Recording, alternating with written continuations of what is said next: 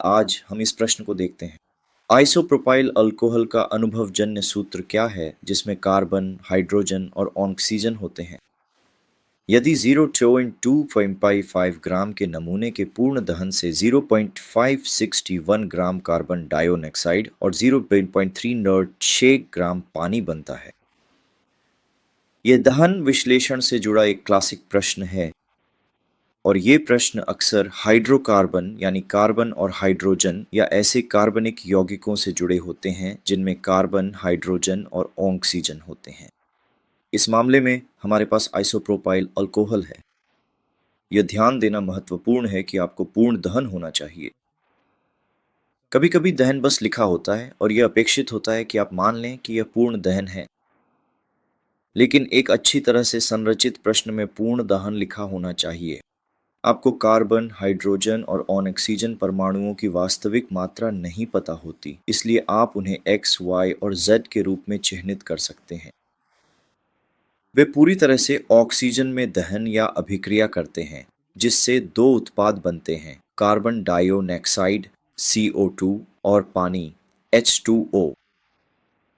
हालांकि एक बात ध्यान दें कि सारा कार्बन कहाँ से आता है और सारा हाइड्रोजन कहाँ से आता है। ये सभी हाइड्रोकार्बन से उत्पन्न होते हैं, यानी वह पदार्थ जिसमें कार्बन, हाइड्रोजन और ऑक्सीजन होते हैं। हालांकि ऑक्सीजन की मात्रा का पता लगाना मुश्किल है क्योंकि इस अणु में भी ऑक्सीजन है और ऑक्सीजन भी एक अभिकारक है। इस तथ्य से कि सारा कार्बन और सारा हाइड्रोजन इसी यौगिक से आता है, हम इस प्रश्न को हल कर सकते हैं। सबसे पहले हम कार्बन डाइऑक्साइड का द्रव्यमान 0.551 ग्राम लेते हैं और उसमें मोल की मात्रा निकालने के लिए हम इस द्रव्यमान ग्राम में को CO2 के मोलर द्रव्यमान से विभाजित करते हैं। और ध्यान दें कि हम यहाँ 3 महत्वपूर्ण अंकों का उपयोग कर रहे हैं। यह बहुत उपयोगी है और आप देखेंगे कि प्रश्न के अंत में यह क्यों महत्वपूर्ण है। फिर हम H2O के लिए भी यही करते हैं। पानी के मोल निकालने के लिए उसके द्रव्यमान ग्राम में को विभाजित करते हैं। मोलर द्रव्यमान जो आपको H2O के मोल देता है। अब हम एम्पिरिकल सूत्र की ओर बढ़ना चाहते हैं। ये यौगिक, तो इसलिए हमारा लक्ष्य वास्तव में कार्बन के मोल और हाइड्रोजन के मोल निकालना होना चाहिए। जब हमने इस डेटा से CO2 के मोल निकाल लिए हैं, तो हमें यह समझना चाहिए कि हर एक कार्बन डाइऑक्साइड अणु में एक कार्बन परमाणु होता है। तो अगर आपके पास इतने मोल कार्बन डाइऑक्साइड के हैं, तो आप ये भी कह सकते हैं कि आपके पास उतने ही मोल कार्बन के हैं।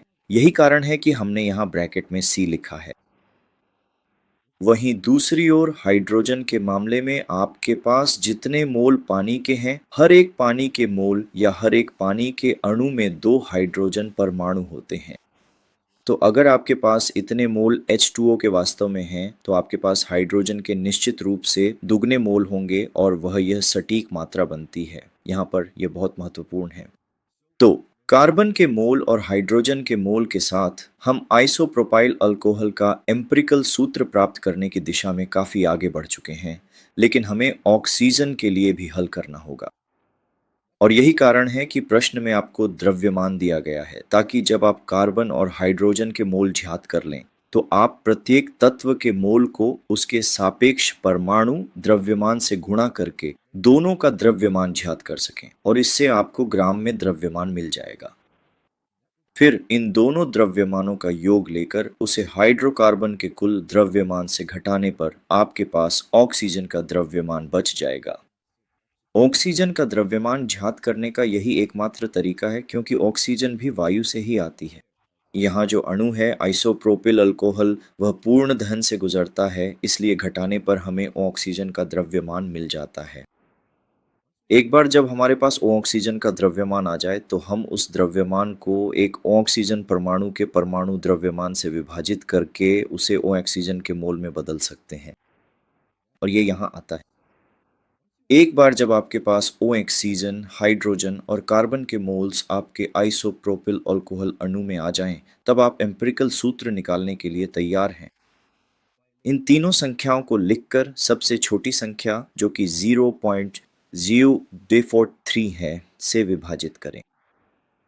इससे आपको ऑक्सीजन के लिए 1 और लगभग 8 7.9 मिलेगा।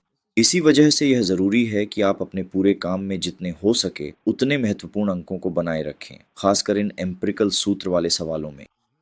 और यहाँ इस 0.127 को 0.00043 से विभाजित करने पर यह लगभग 3 आता है, जिससे आपको उत्तर मिलता है C3H8O। हालांकि अगर आप एम्पिरिकल सूत्र के सवाल में इस चरण तक पहुंच जाते हैं और आगे कैसे बढ़ना है ये निश्चित नहीं है, तो भी आप अपने सभी चरणों को विस्तार से लिखकर इस सवाल के अधिकांश या संभवतः सभी अंक प्राप्त कर सकते हैं। ठीक वैसे ही जैसे आप यहाँ इस सवाल के उत्तर में देख रहे हैं।